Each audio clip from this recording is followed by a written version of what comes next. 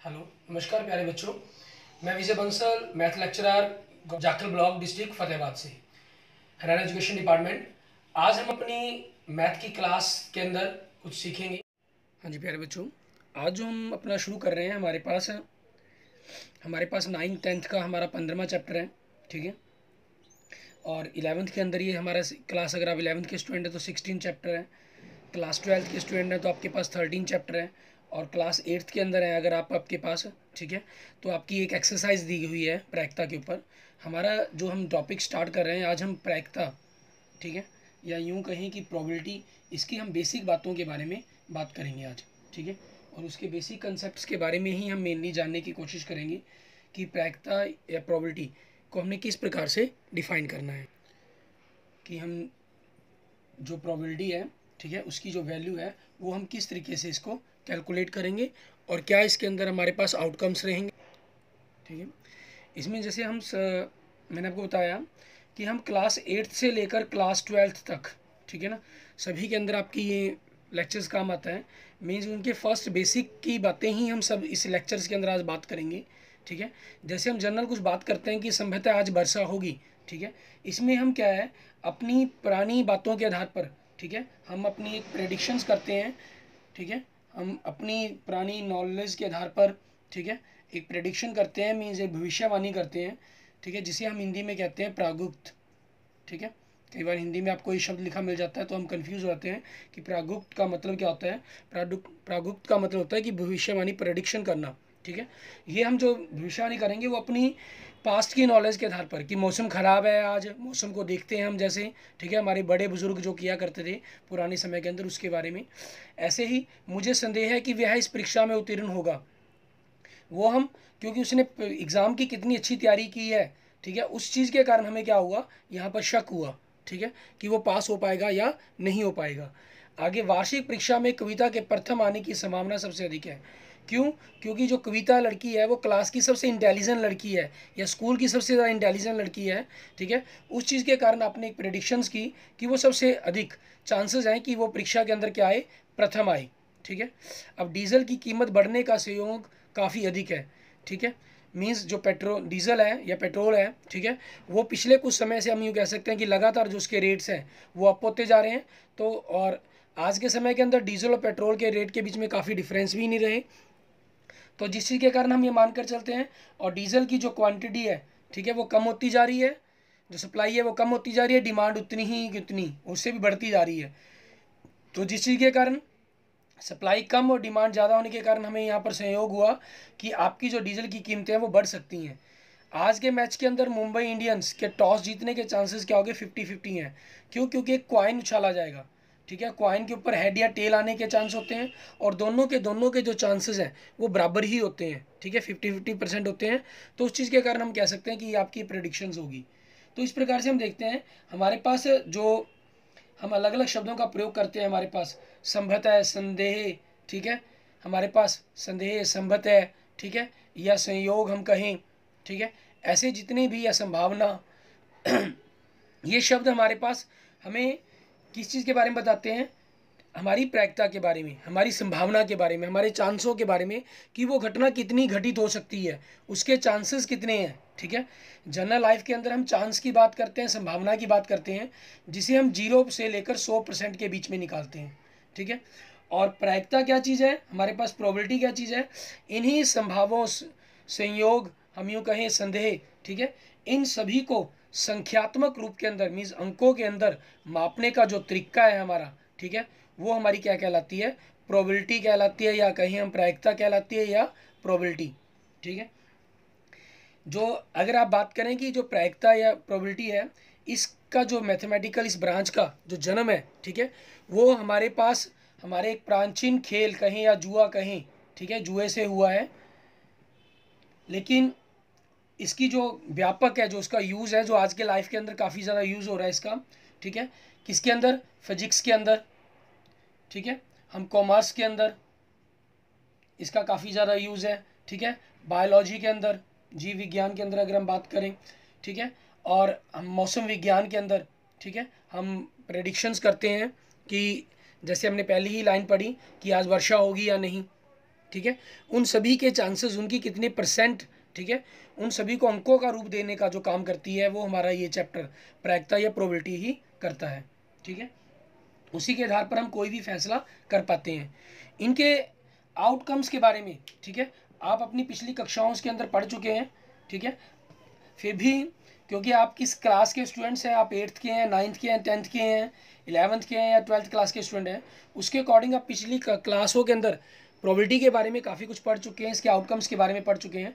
फिर भी आज हम कुछ आउटकम्स के बारे में इनकी बात करेंगे। आउटकम्स कहें या संभावनाएं कहें, ठीक है, संभाव्य परिणाम हमारे, उनके बारे में हम बात करेंगे, हमारे संभाव्य परिणाम के बारे में, जिसे हम सैंपल स्पेस भी कहते हैं कि वो क्या क्या हो सकते हैं। ठीक है, जैसे सबसे पहले हम बात करते हैं कॉइन्स पर। ठीक है, अगर हम एक सिक्का उछालते हैं, अगर हम एक सिक्का लेते हैं, एक सिक्के के ऊपर क्या होता है, आपके पास हेड आता है या टेल। ठीक है, दोनों के आने के जो चांसेस हैं वो बराबर बराबर हैं। ठीक है, इस चीज़ के बारे में आप कितने परसेंट, मतलब कि इसकी जो प्रायिकता की अगर बात करें, आपके पास दो ही परिणाम आते हैं इस सिक्का उछालने पर, हेड आएगा या टेल आएगा। अब दोनों के परिणाम समप्रायिक है या नहीं, मीन्स दोनों की जो प्रोबेबिलिटी है अगर हम कहें, ठीक है, वो बराबर है या नहीं, इसको आप छोटी सी सिंपल सी एक्टिविटी से कर सकते हैं। ठीक है, आप खुद जज कर सकते हैं। मान लीजिए आप एक सिक्के को, एक कॉइन को 10 बार उछालते हैं। ठीक है, आप नोट करें हेड और टेल कितनी बार आता है, आप नोट करें कि हेड और टेल कितनी बार आता है। ठीक है, मैंने जो किया हुआ है मैं उसके अकॉर्डिंग आपके पास यहाँ सैंपल लिख रहा हूँ। ठीक है, मैंने जो इसको करके देखा इस एक्टिविटी को, तो मैं जो सैंपल आई, हेड 3 बार आया, टेल 7 बार आई। ठीक है, फिर मैंने क्या किया, सिक्के को 20 बार उछाला। ठीक है, 20 बार उछालने पर क्या हुआ, जो हेड है मेरे पास, ठीक है, वो मेरे पास 9 बार आया। ठीक है, और जो टेल है वो 11 बार आई। जब मैंने सिक्के को 30 बार उछाला, ठीक है, जो मेरे पास हेड है वो 16 बार आया और जो टेल है वो 14 बार आई।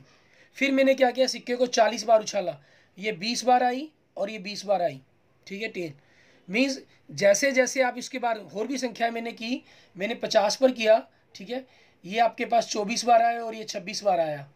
ठीक है, मीन्स जैसे जैसे यहाँ देखिए आपके पास 50% से जो गैप ज़्यादा था, जैसे जैसे आप आगे की तरफ बढ़ते चले गए, ठीक है, 50% भी आपके पास एक बार बीच में हो गया कि 50% ही आए रिजल्ट हमारे पास। ठीक है, और लेकिन जो 50% के नज़दीक की है, ठीक है, वो और ज़्यादा नज़दीक होते चले गए हमारे पास। ठीक है, इसी एक्टिविटी को करते हुए मैंने 100 बार सिक्के को उछाला, तो यहाँ पर क्या हुआ, ये 51 बार आया और ये 49 बार आया। ठीक है, मीन्स सैंपल आपके पास इस प्रकार से लगभग 50% के अप्रॉक्सीमेट नज़दीक चला गया। बीच में आपके पास, मेरे पास करते करते 76 पर ऐसा हुआ था। ठीक है, जब दोनों तरफ आपके 38 द्वारा फिर बराबर हो गए थे। ठीक है, जब मैं सिक्के को उछाल रहा था, इस एक्टिविटी को मैंने किया, तो हम देखते हैं कि इसके अंदर हमारे पास जैसे जैसे हम आगे की तरफ बढ़ते जा रहे हैं, हमारे पास 50-50 के जो चांसेस हैं, ठीक है, वो और ज़्यादा बढ़ते चले जाते हैं। हम कोई भी गेम खेलते हैं, ठीक है, क्रिकेट खेलते हैं या फुटबॉल मैच खेलते हैं, तो आप देखते हैं एक सिक्का उछाला जाता है कि कौन सा फैसला होगा, क्योंकि सिक्का उछालने से हम पहले उसकी प्रेडिक्शन नहीं कर सकते। आप सिक्का उछालने से पहले उसकी प्रागुक्त नहीं कर सकते कि आपके पास हेड आएगा या टेल आएगा। ठीक है, ना करने के कारण, ठीक है, और दोनों के चांसेस हमारे पास बराबर बराबर होने के कारण, परिणाम समप्रायिक होने के कारण, ठीक है, जो क्वाइंस है उसको एक अच्छी विधि माना जाता है रिजल्ट्स के रूप में देखने पर, कि किसी भी गेम को शुरू करने के लिए कि सिक्का उछालना एक न्याय संगत विधि मानी गई है। ठीक है, एक परफेक्ट मेथड माना गया है। क्लियर, ऐसे ही हम क्या करते हैं, अगर हम एक की जगह 2 सिक्के उछालते हैं, ठीक है, हम 2 सिक्के ले लेते हैं, उन 2 सिक्कों को उछालने की कोशिश करते हैं, तो क्या होगा, आपके पास देखिए, अगर आपने एक सिक्का उछाला तो हेड आया या टेल आया, आप दूसरा सिक्का फिर उछाल देते हैं, अगर मान लीजिए पहले सिक्के पर हेड आया था तो दूसरे पर हेड आ सकता है या टेल आ सकता है, अगर पहले पर टेल आया था दूसरे पर हेड आ सकता है या टेल आ सकता है। ठीक है, तो इस प्रकार से हमारे पास रिपोर्ट्स क्या बनती है, 2 कॉइन के ऊपर हमारा जो कहें सैंपल स्पेस, ठीक है, या यूँ कहें संभाव्य परिणाम, वो क्या बनते हैं, पहले पर हेड तो दूसरे पर हेड आ सकता है, पहले पर हेड दूसरे पर टेल आ सकता है, या पहले पर, यही संभावनाएं थी, अगर पहले पर टेल है तो दूसरे पर हेड आ सकता है या दूसरे पर टेल आ सकता है। ठीक है, आपके पास ये कितने परिणाम बने, 4 बने, और इसमें कितने बने, 2 बने एक सिक्का उछालने पर। ऐसे ही अगर आप 3 सिक्के उछालते हैं, ठीक है, तो इसके लिए हमारे पास एक फॉर्मूला बनता है डायरेक्ट आपके पास, 2 की पावर n, मीन्स आपने एक सिक्का उछाला तो 2 की power 1 is equal to 2 sample space बने आपके। अगर आपने 2 सिक्के उछाले तो 2 की पावर 2, दैट मीन्स 4, 4 आपके पास घटनाएं घटित हुई। ऐसी जब आप 3 सिक्के उछाल रहे हैं तो 2 की पावर 3 मीन्स आपके पास 8, ठीक है, सैंपल स्पेस बनेंगे आपके पास। क्लियर? इस तरीके से हम अपने सैंपल स्पेस के बारे में बात कर सकते हैं, ठीक है। ऐसे ही हमारे पास और हम बात करते हैं हमारे पास सैंपल स्पेस की कि क्या रहता है हमारे पास इसके अंदर। मान लीजिए अगर आप डाइस उछालते हैं, ठीक है, हमारे पास आप डाइस उछालें, डाइस में क्या चीज़ है आपके पास, एक से लेकर 1 2, ठीक है, 4 5 6, एक स्टैंडर्ड डाइस है, इसके अंदर आप देखेंगे अगर 6 के बिल्कुल अपोजिट एक लिखा हुआ है, 6 के बिल्कुल अपोजिट 3 दिखाई दे रहा है आपको, 3 के बिल्कुल अपोजिट, ठीक है, 4 लिखा हुआ है, और 2 दिखाई दे रहा है, 2 के बिल्कुल अपोजिट आपके पास 5 है, ठीक है। ये हमारे पास, क्योंकि स्टैंडर्ड आइज में क्या होता है, अपोजिट फेस का जो जोड़ है हमारे पास वो 7 होता है, ठीक है, ये फिक्स रहता है इसके अंदर हमारे पास। अब स्टैंडर्ड आइज के अंदर यहाँ देखिए आपके पास 6 के अपोजिट 1 चल रहा है, ये हमारे पास स्टैंडर्ड आइज का मेथड है। लेकिन इसमें देखें कि जब आप एक डाइस को उछालते हैं तो एक डाइस को उछालने पर आपके पास परिणाम क्या आते हैं, 1 आ सकता है, 2 आ सकता है, 3 4 5 6, ठीक है। इस एक्टिविटी को भी आप इसी प्रकार से, जैसे हमने कॉइन्स वाली एक्टिविटी की, आप उसी प्रकार से कर कर देख सकते हैं, ठीक है। इसके अंदर आप ऐसा भी कर सकते हैं, 2 3 3 3 4 स्टूडेंट के सैंपल ग्रुप बना लें, ठीक है। आप आपस में 3 स्टूडेंट मिलकर बैठकर करने की कोशिश करें, अलग अलग रिपोर्ट्स नोट करें, हेड आने की, टेल आने की, या कॉइन डाइस पर बात करें तो 1 2 3 4 5 6, मान लो सभी ग्रुप 20 बार उछालें, ठीक है, या 30 बार उछालें मान लेते हैं, ठीक है। तो क्या होगा, जैसे मैंने अपनी क्लास के अंदर ही एक्टिविटी की हुई है, पिछले साल हमने एक्टिविटी क्लास के अंदर जब मैंने की थी, ठीक है, तो मुझे जो रिजल्ट्स याद हैं, पहले ग्रुप के अंदर क्या हुआ था, 3 बच्चों के ग्रुप बनाए गए थे, उनको 30 बार उछालने के लिए कहा गया था। ये 4 बार, 6 बार, 5 बार, 4 बार, ठीक है, 7 बार, 3 बार, ऐसा हुआ, ठीक है। और एक ग्रुप के साथ क्या हुआ था, 6 बार, 3 बार, 5 बार, 5 बार, 4 बार, ठीक है, हमारे पास, और आपके पास 7 बार ये चीज़ हुई थी। नहीं, पहले में, सॉरी, 7 पहले में था, 3 4, यहाँ पर, यहाँ कड़ा गलत हो गया था आपका। और यहाँ पर देखिए तीसरे ग्रुप में क्या रहा था मेरे पास, तीसरे ग्रुप के जो रिपोर्ट्स थी वो थी 5 4 4 5 6 6, ये रिपोर्ट थी आई थी। और एक ग्रुप की रिपोर्ट आई थी, ठीक है, 4 5 6 5 5 5, ठीक है। मीन्स उनकी अप्रोक्सीमेशन आप देखें, बिल्कुल जो कहीं बराबर, हर के चांसेस 1/6 के बिल्कुल नज़दीक, ठीक है, अलग अलग ग्रुप्स के रिजल्ट्स करने पर हमें प्राप्त हुई थी। तो ऐसी ही एक्टिविटीज़ आप कर कर देख सकते हैं। तो यहाँ से हमें पता चलता है कि जो हमारी डाइस है, ठीक है, इसको फेंकने से पहले हम प्रेडिक्ट नहीं कर सकते कि किस प्रकार से डाइस फेंकने पर आएगा, आपके पास क्या चीज़ आएगी, ठीक है। और मैंने जैसे आपको बताया कि ये एक जुए के खेल से ही उत्पन्न हुआ है इसका जन्म। इसके बारे में अगर मैं इसकी थोड़ी सी हिस्ट्री के बारे में जाऊँ, ठीक है, तो ये माना जाता है, इसके बारे में कहा जाता है कि 1654 के अंदर एक जुआरी हुए हैं जो पासे के खेलों के अंदर, ठीक है, जैसे हमने शकुनी मामा के बारे में पढ़ा है महाभारत के अंदर, ये माना जाता है कि शकुनी मामा का कंट्रोल था पासों के ऊपर, पासों के ऊपर कंट्रोल उनका ऐसे नहीं था, ठीक है। मीन्स उन्होंने पासों को इतनी बार फेंक फेंक कर इतने परफेक्ट हो चुके थे, वो हज़ारों लाखों बार वो पासों को फेंक चुके थे दिन रात, ठीक है, कि मैं अगर पासों को किस ढंग से रख कर फेंक रहा हूँ तो उनके आने की जो प्रेडिक्शन थी, ठीक है, ये माना जाता है कि उनकी जो प्रेडिक्शन 100% के नज़दीक, मीन्स आप यूँ कहें कि अबव 90% उनकी प्रेडिक्शन सही होती थी, ठीक है। उसी के आधार पर उनका पासों पर कंट्रोल कहा जाता है, यूँ कह सकते हैं कि जैसे उन्होंने पासों को अपने कंट्रोल में किया हुआ था, ठीक है। और यहाँ मैं आपको कुछ बात कर रहा हूँ जिनके बारे में जब प्रोबेबिलिटी को एज ए चैप्टर स्टार्ट किया गया पूरी लाइफ के अंदर, मैथमेटिक्स के अंदर ऐड किया गया है 1654 के अंदर, ठीक है। शेवेलियर एक जुआरी हुए हैं डी मेरे, ठीक है, जो अपनी जुआरी से संबंधित, मीन्स अपनी पासे से संबंधित समस्याओं को लेकर, ठीक है, उस समय के जो महान फ्रांसीसी दार्शनिक कहें या गणितज्ञ कहें, ठीक है, ब्लेज पास्कल थे, उनके पास गए ठीक है। उन्होंने उनकी बातों को सुना, उन समस्याओं को हल करने में रुचि लेने लगे वो, ठीक है।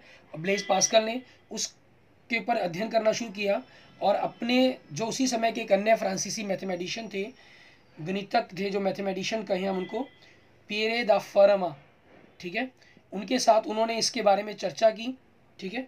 और इनका जो जीवन काल था वो 1623 से लेकर 1662 तक का है, और इनका जो जीवन काल है वो 1601 से लेकर 1665 तक का है, ठीक है।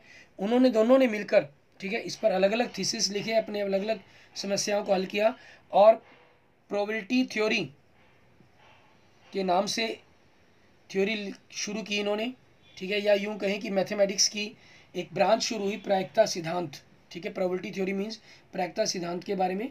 और इसकी सबसे पहली पुस्तक, ठीक है, अगर हम बात करें, इससे पहले भी लिखी जा चुकी थी, जो पहली पुस्तक लिखी जा चुकी है, हम जो इसके पहले गणितज्ञ माने गए हैं जिन्होंने इसके बारे में कुछ लिखा है, जे कार्डन, ठीक है, जिनका जीवन काल 1501 से 1576 तक रहा, ठीक है, उन्होंने इसके बारे में लिखा है। लेकिन जो पहली किताब छपी, ठीक है, प्रोबेबिलिटी के ऊपर, book on games of chance, ठीक है, क्योंकि चांस का ही खेल है ये, उसी की बुक के आपके पास बनती है ये, ठीक है। उसकी जो पहली बुक थी ये हमारी, ये 1663 के अंदर प्रकाशित हुई। और उसके बाद कई मैथमेटिशियन हुए हैं, जे बर्लूनी, पी लाप्लस, ए मार्कोव, ए कोलमोगोरोव, ठीक है, जिन्होंने प्रोबेबिलिटी के अंदर अपनी अलग अलग टाइम के अंदर अपना काफ़ी योगदान दिया, ठीक है। इनके बारे में भी हमारे पास हमारी हिस्ट्री है ये, जो काफ़ी ज़्यादा एक एक नंबर के क्वेश्चन के अंदर या कंपटीशन एग्जाम्स के लिए आपकी काफ़ी इंपॉर्टेंट मानी जाती है। उसके बाद हम बात करते हैं, अगर हम 2 डाइस को उछालते हैं, ठीक है, अगर आप 2 डाइस लेते हैं तो 2 डाइस उछालने पर आपके पास जो टोटल नंबर ऑफ सैंपल से कितने बनेंगे। जैसे वहाँ 2 की पावर n था, यहाँ c की पावर n का 6 की पावर n फार्मूला लगता है, तो 6 की पावर n मतलब 6, ये आपके पास नंबर ऑफ सैंपल स्पेस बन जाता है आपका। और 2 डाइस उछालने पर क्या होगा, 6 की पावर 2 मतलब 6 इंटू 6, 36 आपके पास बनेंगे। ये क्या होंगे, 1 1, 1 2, 1 3, 1 4, 1 5, 1 6। इसमें मैंने क्या किया, पहली डाइस के ऊपर मैंने फिक्स किया कि पहली डाइस पर जो रिजल्ट है वो 1 आता है, और दूसरी डाइस के ऊपर मैंने उसको मूव करके हुए 1 से लेकर 6 तक लिया। ऐसे ही जब पहली डाइस पर 2 हो जाता है आपके पास, ठीक है, तो वो 2 1 से 2 6 तक लाइन बनेगी आपके पास, ठीक है। और फिर 3 1 से 3 6 तक, फिर 4 1 से 4 6 तक, ठीक है, फिर 5 1 से 5 6 तक, फिर 6 1 से 6 6 तक, ठीक है। इस प्रकार से 36 बनते हैं। अगर हम 3 डाइस को उछालते हैं तो 6 की power 3 mean 6 into 6 into 6, that means 216, ये आपका सैंपल स्पेस बनता है। इस सैंपल स्पेस को हम किसी भी क्लास के अंदर लिखते नहीं हैं। इसके बारे में जो हमारी मेनली बातें आती हैं, आप क्लास 11th और 12th के जो स्टूडेंट है वो मेनली पढ़ेंगे। मेनली 11th के अंदर भी 1 2 क्वेश्चंस मिलेंगे, क्लास 12th के अंदर आपको मिलेंगे 3 डाइस के ऊपर क्वेश्चंस, ठीक है। क्लास 11th और 10th तक आपको 2 डाइस पर मिलेंगे। क्लास 8th और 9th के अगर आप स्टूडेंट हैं तो आपको मोस्टली सिंगल डाइस पर ही मिलेगा हमारे पास क्वेश्चंस, ठीक है। उसके बाद हम बात करते हैं हमारे पास, ये मैं आपको सिंपल सैंपल स्पेस के बारे में ही बात कर रहा हूँ, ठीक है, उनकी आउटकम्स के बारे में बात कर रहा हूँ, हमारे जो संभाव्य परिणाम क्या क्या हो सकते हैं उसके बारे में बात कर रहे हैं। अब बात करते हैं हम हमारे पास हमारे ताश के 52 पत्तों की, ठीक है, ताश के बारे में।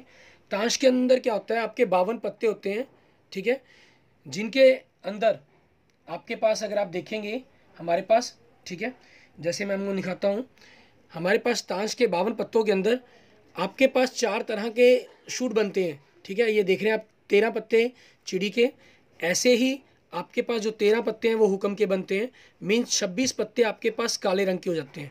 सबसे पहली आइडेंटिफिकेशन इनके अंदर काले और लाल रंग के रूप में हो रही है, ठीक है। तो हम सबसे पहले इनको काले और लाल रंग के रूप में अगर मैं डिवाइड करूँ तो आपके पास क्या है, ये जो टोटल पत्ते हैं 26 और 26, ठीक है, रेड और ब्लैक मीन्स काले और लाल रंग के बीच में हो जाती है। फिर ये जो लाल पत्तों की मैं अगर बात करूं, ठीक है, यहाँ आप देख रहे हैं लाल जो पत्ते हैं आपके पास 2 तरह के लाल पत्ते दिखाई देते हैं, एक पान, इनको हम पान बोलते हैं, और एक ईंट, ठीक है। हमारे पास 13 पत्ते आपके पास पान के होते हैं और 13 पत्ते ही आपके पास ईंट के होते हैं, ठीक है, जिनको हम इंग्लिश में हार्ट एंड डायमंड बोलते हैं हमारे पास, ठीक है। ऐसे ही जो हमारे पास 26 पत्ते ब्लैक के हैं, ठीक है, इनके अंदर अगर आप देखें वो भी हमें दो अलग अलग तरह के शूट मिलते हैं, इनको शूट कहा जाता है आपके पास, ठीक है, ग्रुप कह लें, एक शूट कह लें। एक चिड़ी का और एक हुक्म के पत्ते दिखाई दे रहे हैं आपको, ठीक है, एक चिड़ी के रूप में दिखाई दे रहे हैं आपको 13 पत्ते, और 13 में ही पत्ते आपके पास हुक्म के रूप में दिखाई दे रहे हैं, ठीक है। चिड़ी के पत्तों को क्लब कहा जाता है और हुक्म के पत्तों को स्पेड कहा जाता है, ठीक है, आपके पास। उसके बाद देखेंगे हमारे पास ये 13 पत्तों के ये हमारे पास जो बने, ठीक है, इनको हम 4 शूट हो गए हमारे पास ये, ठीक है, 4 शूट बनते हैं। और एक शूट के अंदर अगर आप देखेंगे, ठीक है, आपके पास यहाँ से अगर आप काउंटिंग पर निगाह मारते हैं, ठीक है, देखते हैं दोनों सभी पत्तों को, तो आपके पास इस तरह के अंदर अलग अलग तरह के 13 पत्ते आपको दिखाई देते हैं।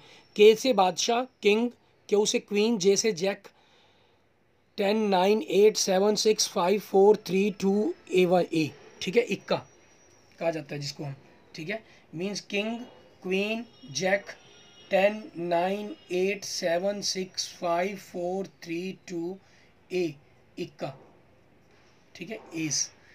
किसे के से किंग हो जाता है, क्वीन हो जाती है, जैक हो जाता है आपके पास। और ये जो 3 पत्ते हैं आपके पास यहाँ से अगर आप निगाह करें, ठीक है, ये आपके फेस कार्ड कहलाते हैं, ठीक है। देखिए इन पर कोई ना कोई फेस छपा हुआ है किसी इंसान के रूप के अंदर। और बाकी जो पत्ते होते हैं हमारे पास, ठीक है, पहले 10 इक्के से लेकर 10 तक, ठीक है, आप कोई भी पत्ता देखेंगे उन पर फेस नहीं छपा होता, ठीक है, इनको फेस के रूप में काउंट नहीं किया जाता। अगर आप पुराने टाइम की पुरानी कोई बुक्स उठाएंगे उसके अंदर पहले इक्के को भी आपका एक फेस कार्ड के रूप में काउंट किया जाता था, लेकिन न्यू स्टैंडर्ड के अंदर हमारे पास, ठीक है, पिछले 5-7 सालों से इक्के को काट दिया गया, क्योंकि इस पर फेस नहीं होता तो इसको फेस कार्ड की लिस्ट से काट दिया गया है। अब ये आज की डेट के अंदर सिर्फ यही होते हैं। कई बार हम किसी पुरानी बुक से पढ़ रहे होते हैं तो आपको शायद ये भी फेस कार्ड के रूप में दिखाई दे सकता है वहाँ पर लिखा हुआ, तो कन्फ्यूज़ नहीं होना। आज की डेट में आप उसको काउंट नहीं करेंगे। फेस कार्ड एक शूट के अंदर 3 होते हैं, तो टोटल जो फेस कार्ड है पूरे 52 ताश की 52 पत्तों के अंदर 12 फेस कार्ड होते हैं, ठीक है, जिसके अंदर से 6 ब्लैक कलर के होते हैं और जो 6 पत्ते हैं वो फेस कार्ड रेड कलर के होते हैं हमारे पास, ठीक है। और इसके अलावा आपके पास किसी भी तरह का आपको कुछ भी दिया गया है तो वो टोटल पूरा का पूरा सैंपल ही आपके पास ले लिया जाता है, जिसके अकॉर्डिंग हम पूरे के पूरे सैंपल्स को सेट करते हैं, ठीक है। यहाँ हम छोटी सी अगर एक आधी एक्टिविटीज़ के बारे में मैं आपको और बताता हूँ, ठीक है, आप करना चाहें तो करके देख सकते हैं। उसके अंदर आपके पास कंसेप्ट और क्लियर हो जाता है आपको। उसमें क्या चीज़ है आपके पास, आप 2 क्वाइंस पर भी कर देख सकते हैं ये, ठीक है, मीन्स कि दोनों हेड कितनी बार आए, एक हेड पहले हेड दूसरी बार टेल कितनी बार आया, या आप इस चीज़ को नहीं करना चाहते तो टेल हेड मीन्स एक हेड एक टेल, ये चीज़ इकट्ठी काउंट कर लें चाहे इनको, ठीक है, और दोनों टेल, ठीक है, ये चीज़ कर सकते हैं आप इसके अंदर, ठीक है। इसमें क्या माना आता है कि हम पहले सिक्के और दूसरे सिक्के को अलग अलग रूप में लेकर चलते हैं। चाहे हम 2 सिक्कों को इकट्ठा मान रहे हो तो उसमें एक सिक्के को पहला और दूसरे सिक्के को दूसरे का नंबर दिया जाता है, ठीक है। इसमें आप ग्रुप बनाकर अलग अलग कर सकते हैं, या 10 पहली बार 10, फिर 20 बार, फिर 30 बार के उदाहरण, फिर 40 बार के, फिर 50 बार के, ठीक है। इस तरह अलग अलग सैंपल इकट्ठे करके आप देख सकते हैं। आप देखेंगे कि आपके पास जो रिपोर्ट है, ठीक है, वो सभी के लिए 1/4, क्योंकि 4 हो गए ना हमारे पास ये, ठीक है, 1/4 के नज़दीक होती चली जाएगी, ठीक है। आपके पास जो सभी की प्रोबेबिलिटी बनती जाएगी 1/4 के नज़दीक, मीन 4 हिस्सों में वो बराबर बराबर डिवाइड होने के और नज़दीक होता चला जाएगा आपके पास, ठीक है। यहाँ हम बात कर रहे थे हमारे पास संभावना की, हमने बात कर ली। इसके बाद हम बात करते हैं अनुकूल परिणामों की। अनुकूल परिणाम, ठीक है, या ये हम कहें कि इवेंट हम किसको कहेंगे, इवेंट आउटकम्स, ठीक है, आउटकम्स ऑफ इवेंट ये भी कह दिया जाता है, ठीक है। इसको हम अकेला ई भी लिख लेते हैं। मीन जिस चीज़ की आपको प्रायिकता निकालने के लिए कहा गया, ठीक है, वो आपके लिए आपका अनुकूल परिणाम बन जाएगा, ठीक है। और उनकी अनुकूल परिणामों की संख्या means number of outcomes of event, वो क्या हो जाएगा आपके पास, नंबर ऑफ ई, आप इस प्रकार से लिखेंगे। और प्रायिकता या यूं कहें कि प्रोबेबिलिटी ऑफ इवेंट हमारे पास निकालने का जो फार्मूला होगा वो क्या होगा, अनुकूल परिणामों की संख्या, जो हमने ये लिखी, अनुकूल परिणाम की संख्या या यूं कहें कि ई घटना की संख्या, ठीक है, वो जैसे भी आप लिखना चाहें अपने हिसाब से लिख सकते हैं, कोई प्रॉब्लम नहीं है। बटा में संभाव्य परिणामों की संख्या, मीन संभाव्य परिणाम आपके total number of sample space, ठीक है, आपके पास इंग्लिश में आप इसको लिख लेते हैं नंबर ऑफ, ठीक है, number of total sample space, ठीक है, या नंबर ऑफ टोटल आउटकम्स, ये इसके लिए इंग्लिश बन जाती है। और जनरल शॉर्ट फॉर्म में लिखना चाहे तो number of event upon number of sample space, ठीक है, ये भी हम लिख लेते हैं। इस चीज़ से हम इसकी फॉर्मूले को, वैल्यू को कैलकुलेट करते हैं, ठीक है। जैसे अभी हमने सिक्के को इतनी बार उछालने पर बात की है, तो मैं छोटा सा एक दो एग्जांपल लेते हैं, उसके अकॉर्डिंग आपके पास देखते हैं कि क्या कहा जाता है, किस प्रकार से हम करते हैं। जैसे मैं बात करता हूँ, मान लीजिए हमारे पास, अगर मैं एग्जांपल की बात करता हूँ किसी को, मैंने एक सिक्के को, एक कॉइन को क्या किया, 1000 बार उछाल दिया, ठीक है। 1000 उछालने पर मेरे पास क्या हुआ, जो हेड है, ठीक है, हमारे पास हिंदी में हम इसको कहते हैं चित, ठीक है, वो मेरे पास 455 बार आया। और दूसरा मेरे पास टेल, ठीक है, जिसको हम हिंदी में कहते हैं पट, वो मेरे पास 545 बार आया, ठीक है। प्रत्येक घटना की हमें क्या कहा गया कि आपकी जो इवेंट्स हुए हैं उनकी हमें प्रायिकता अभिकलित करनी है, मीन्स प्रोबेबिलिटी फाइंड आउट करनी है, ठीक है। तो हम किस प्रकार से करेंगे, हमारे पास इस चीज़ को निकालने के लिए आपके पास सबसे पहले हम क्या करेंगे, हमारा सैंपल स्पेस लिखेंगे क्या है, ठीक है। आपके पास आपका सैंपल स्पेस, मैं हिंदी और इंग्लिश दोनों में ही आपके पास समझा रहा हूँ, ठीक है। या आप यूँ कह सकते हैं कि संभाव्य परिणाम आपके पास क्या बनेंगे आपके, ठीक है। 1000 बार सिक्का उछाला, बड़ा ही इजी सा चैप्टर है। इसके अंदर जो हमारे पास स्टेटमेंट भी लिखना कोई झंझट नहीं है, ठीक है। बड़े ही इजी तरीके से, बड़े ही सिंपल मेथड से आप एक पैटर्न फॉलो कर सकते हैं, जिसके अकॉर्डिंग ही आप अपनी जो स्टेटमेंट है उसको लिख सकते हैं, ठीक है। कोई प्रॉब्लम नहीं आती हमें, किसी प्रकार की कन्फ्यूज़न क्रिएट नहीं होती हमें, ठीक है। सैंपल स्पेस से यह हमारा संभाव्य परिणाम, 1000 बार सिक्के को उछालना हमने। तो हमारे पास उसके बाद number of sample space NS लिख लें। हिंदी में अगर आप पूरा लिखना चाहें या इंग्लिश में पूरा लिखना चाहें वो आपकी चॉइस है, ठीक है, उसमें कोई प्रॉब्लम नहीं है। कि संभाव्य परिणामों की संख्या, संभाव्य परिणाम की संख्या, क्योंकि ऊपर आपने संभाव्य परिणामों के बारे में बताया है कि आपने किया क्या, क्या सैंपल स्पेस किया, आपने सिक्के को 1000 बार उछाला है, ठीक है ना। संभाव्य परिणाम की संख्या आपके पास, या यूँ कहे कि number of sample space, number of sample space, ठीक है। ये जिसका जो मतलब है हिंदी और इंग्लिश में एक ही है, सिर्फ सिंबल के रूप में रिप्रेजेंट किया गया है। यहाँ पर कितना हो गया आपके पास, 1000 हो गया। इसके अंदर हमें अगर हम दोनों की निकालना चाहते हैं, अकेले हेड की निकालना चाहते हैं तो हेड की कर सकते हैं। आपके पास आपका ई लिख दें, इवेंट आपके पास, या ठीक है आउट, आपके पास इवेंट लिख लें, इंग्लिश में पूरा लिखना चाहें, या अनुकूल परिणाम लिखना चाहें, ठीक है, वो आपकी चॉइस है, जैसा मर्जी आप लिखना चाहें। हिंदी मीडियम के तो हिंदी में इनके लिखेंगे, इंग्लिश मीडियम में तो इंग्लिश के अंदर लिखेंगे आप, ठीक है। वो आपके पास कितना हो गया, किस चीज़ की निकालने के लिए कहा आपको, हेड मतलब चित्त की। और नंबर ऑफ इवेंट मीन्स अनुकूल परिणामों की संख्या, ठीक है, अनुकूल परिणाम की संख्या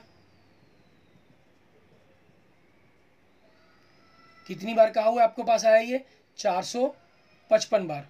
तो प्रायिकता हमारे पास, ठीक है, probability number of event upon number of sample space, 455 बटा में 1000 आपके पास, ठीक है। अगर आप इनको काटना चाहते हैं तो काट सकते हैं, अगर नहीं भी काटना चाहे तो आपकी चॉइस है। डेसिमल में कन्वर्ट करना चाहे आप डेसिमल में कन्वर्ट कर सकते हैं, ठीक है ना। आप इसको एक रैशनल नंबर के तौर पर रखना चाहते हैं तो रैशनल नंबर के तौर पर काट कर लिख सकते हैं, वो हमारी चॉइस पर डिपेंड करता है। ये हमारे पास हमारा 0.455, ठीक है, ये हमारे पास हमारे क्वेश्चन का आंसर बन जाएगा। क्लियर। इसी तरीके से जैसा कई बार आपको दिया गया होता है आप उसी तरीके से इस क्वेश्चन को लिख सकते हैं, ठीक है। बाकी हमने आज अपनी इस वीडियो के अंदर, इस लेक्चर के अंदर अपनी सिर्फ सैंपल स्पेस के बारे में बेसिक बातों को जाना, ठीक है, और इवेंट के बारे में जानना कि इवेंट हमारा क्या होगा। जिस चीज़ की भी आपको प्रोबेबिलिटी निकालने के लिए कहा जाएगा, ठीक है, वो हमारी इवेंट होगा हमारे लिए, ठीक है। और जिस चीज़ की आपको सैंपल स्पेस जो पूरी घटना दी गई है वो हमारे लिए हमारा सैंपल स्पेस हो जाएगा, ठीक है। अगर आप क्लास 8th 9th 10th के स्टूडेंट हैं तो आप प्रोबेबिलिटी के ऊपर डायरेक्ट क्वेश्चंस पढ़ेंगे अगली वीडियो के अंदर। अगर आप क्लास 11th के स्टूडेंट्स हैं तो आप पहली वीडियो के अंदर सैम्पल स्पेस निकालना सीखेंगे, इसकी प्रैक्टिस करेंगे अकेले की, फिर इवेंट की प्रैक्टिस करेंगे, फिर आप प्रोबेबिलिटी निकालना सीखेंगे। और अगर आप क्लास 12th के स्टूडेंट्स हैं, ठीक है, तो आप अपनी डायरेक्ट प्रोबेबिलिटी और प्रोबेबिलिटी की आगे एडवांस जो हमें अलग अलग ब्रांच के अंदर हमें जिनकी जरूरत पड़ती है, उन कंसेप्टों के बारे में जो प्रोबेबिलिटी थ्योरी के अंदर जो थ्योरम्स दी गई हैं उनके बारे में हम पढ़ेंगे हमारे पास। और क्लास 8th 9th 10th के अंदर हैं अगर आप, ठीक है, तो प्रोबेबिलिटी निकालना सिंपल सवाल के अंदर आपको सैंपल स्पेस दिया गया होगा, घटना दी गई होगी और उस घटना की प्रायिकता ज्ञात करनी होगी आपने, ठीक है। इस तरह की वीडियो आप अपनी अगले लेक्चर्स के अंदर देखेंगे, ठीक है, ओके। ऐसा नहीं है कि हमने सिर्फ अकेले 10 20 30 40 बार ही सिक्के को उछालने पर, ठीक है, इन परिणाम को जो सिक्के की हेड या टेल आने की संभावना है इसको बराबर मान लिया गया है, ठीक है। अलग अलग टाइम के अंदर बात करें पुराने समय के अंदर, ठीक है, अलग अलग मैथमेटिशियंस हुए हैं जिन्होंने इन पर रिसर्च की। अगर हम कुछ एग्जांपल्स लें, कुछ वैज्ञानिकों की बात करें जिन्होंने इस पर काम किया, जैसे हम बात करते हैं कॉम्टे डी बुफान की, ठीक है, उन्होंने 18वीं शताब्दी के अंदर, ठीक है, एक सिक्के को 4040 बार उछाला, ठीक है, और उनको क्या हुआ कि 2048 बार, ठीक है, उनका हेड आया। तो उन्होंने जो प्रोबेबिलिटी निकाली तो हम जानते हैं अनुकूल परिणामों की संख्या बटा में संभाव्य परिणामों की संख्या, ठीक है, जो उनकी प्रोबेबिलिटी थी वो 0.57, ठीक है, 07 इसके अप्रोक्सीमेट आई। उसके बाद एक मैथमेटिशियन हुए J.E. कैरिच, ठीक है, इन्होंने सिक्कों को क्या किया 10,000 बार उछाला। 10,000 बार उछालने पर उनको क्या हुआ, हेड 5,067 बार प्राप्त हुए, ठीक है, जिस चीज़ के कारण उनकी जो प्रोबेबिलिटी हुई हमारे पास अगर हम कहें हेड की वो 0.5067, ठीक है, ये आई हमारे पास। उसके बाद एक मैथमेटिशियंस कहें, सांख्यिकीविद कहें, कार्ल पियर्सन, ठीक है, जिनके बारे में आपने काफ़ी सुना होगा, ठीक है, अगर आप छोटी क्लास के स्टूडेंट्स हैं तो आप आगे इनके बारे में काफ़ी पढ़ेंगे, ठीक है। एक काफ़ी स्टैटिस्ट हैं ये, जिनकी रिसर्च का काफ़ी भाग हम यूज़ करते हैं अपनी मैथमेटिक्स के अंदर भी, स्टैटिक्स के अंदर भी। इन्होंने सिक्के को 24,000 बार उछाला, ठीक है, तो इनको जो हेड है वो 12,012 बार आया, ठीक है। इससे क्या हुआ, उनकी जो प्रोबेबिलिटी है हमारे पास वो क्या बनी, 0.5005 बनी, ठीक है। एक सिंपल सिक्के के हेड या टेल उछालने पर हम जो प्रोबेबिलिटी मानते हैं वो 0.5 मानते हैं, मीन 0.0000 आप यूँ मान सकते हैं, जितनी भी डिजिट आप पीछे लिखना चाहते हैं, ठीक है। तो जैसे जैसे आपकी जो संख्या बढ़ती चली गई, ठीक है, इनकी जो वैल्यू है, ठीक है, ये 5.070 मान लेते हैं, ये 67, ये 5005, ठीक है, ये हमारे पास आई, मीन्स 0 पॉइंट इस संख्या की और नज़दीक होती चली गई, ठीक है। इस प्रकार से अलग अलग रिसर्च हुए जिनको आधार पर ये पूरी की पूरी थ्योरी तैयार की गई, ठीक है।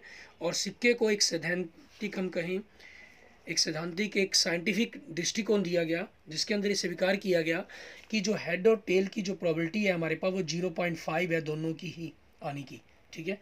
और किसी भी तरीके से आपके पास ये कोई प्रॉब्लम नहीं है। इसको हम कहें एक, जब ये हमारा एक सिक्के को, जैसे मैंने आपको बात की कि उछालने पर बात की जाती है किसी भी खेल के अंदर, तो तब इसको सही क्यों माना गया है, एक न्याय संगत क्यों माना गया, ठीक है। हम कहें कि एक सिक्के को फेयर क्यों माना गया, एक न्याय संगत क्यों माना गया, क्योंकि ये आपके पास क्या है, सम्मित है, ठीक है, दैट मीन्स सिमेट्रिकल है। इसके अंदर आपके पास सिक्का हेड की तरफ गिरेगा या टेल की तरफ गिरेगा, इसके बारे में हम कोई भी शुरुआत में प्रेडिक्शन नहीं कर सकते।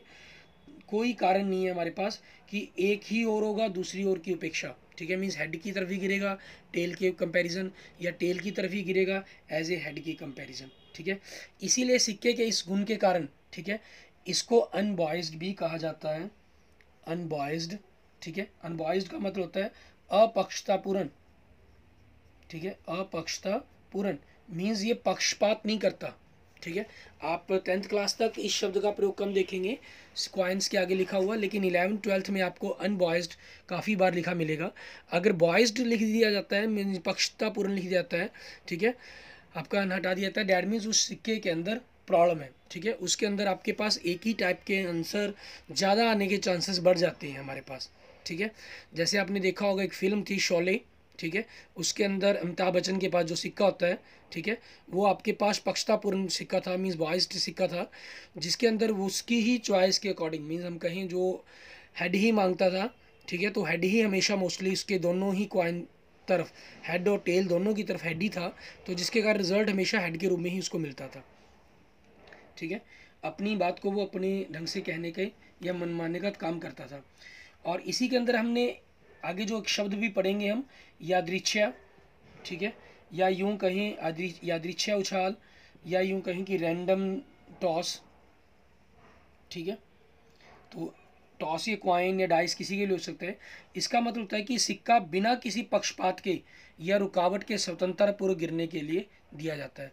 मीन्स यादृच्छिक मीन्स हम उसकी तरफ कोई पक्षपात नहीं करेंगे, मीन्स हम सिक्के की कोई सेटिंग नहीं करेंगे कि इसको हेड हिस्सा पहले रखेंगे फिर इसका टेल हिस्सा रखेंगे, ठीक है ना, इस टाइप का ऐसा कुछ भी नहीं किया जाएगा उसके अंदर। क्लियर?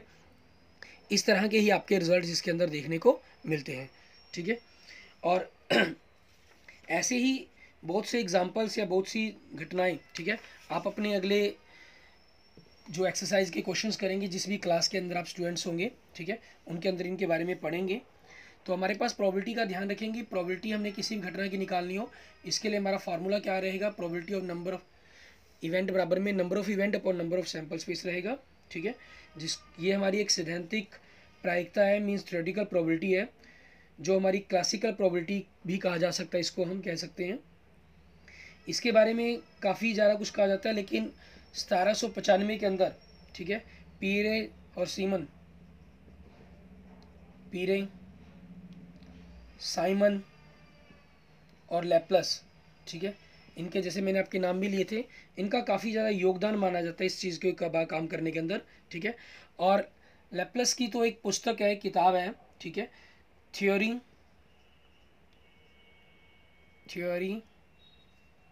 एनालिटिक्यूड्स